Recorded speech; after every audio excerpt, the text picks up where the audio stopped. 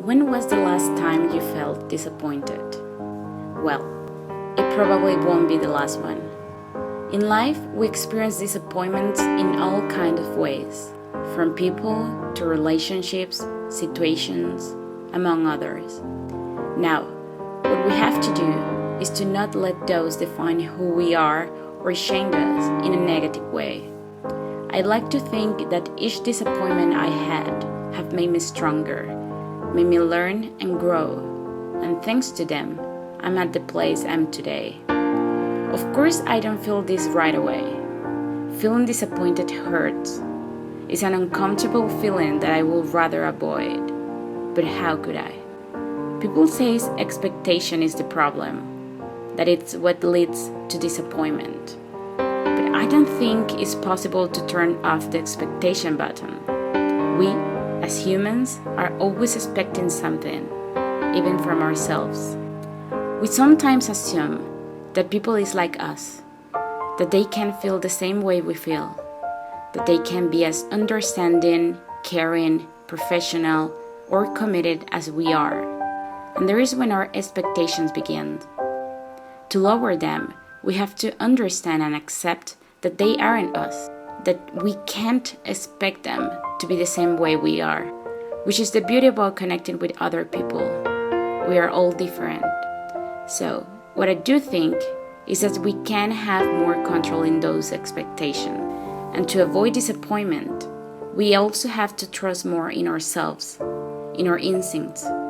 Because sometimes we have the answer right on our faces, but because our expectations are prettier, we decide to unconsciously and sometimes consciously ignore them. What I'm trying to say is that disappointment will always exist as long as we live. But it is in our hands to decide how it will affect our lives. Also, you have to understand that you feel disappointment because there is passion, there is love. You feel disappointed because you care. That's why it hurts. But you also have to see disappointment as an opportunity to grow. Just go back for a moment and think about those past experiences and how they helped you and made you who you are today. There are some things that help me deal with disappointment. Number one is to identify what really disappointed me. Was it that the meeting went wrong, or that I thought I had all covered up? Was it that my friend lied to me, or that I put all my trust on her? Was it that he hurt me, or that I thought he was different? When you identify the reason, you're one step forward.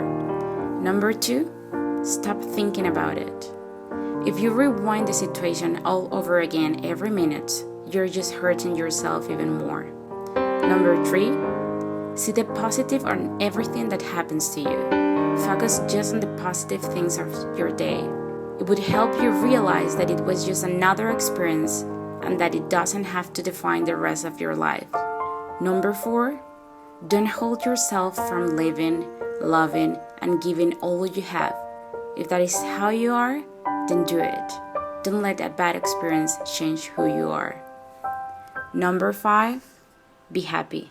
Do things that put a smile on your face. Clear your mind.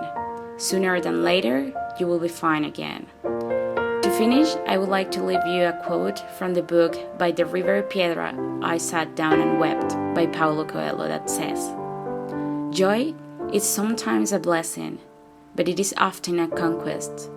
Our magic moment helps us to change and send off in search of our dreams. Yes, we are going to suffer.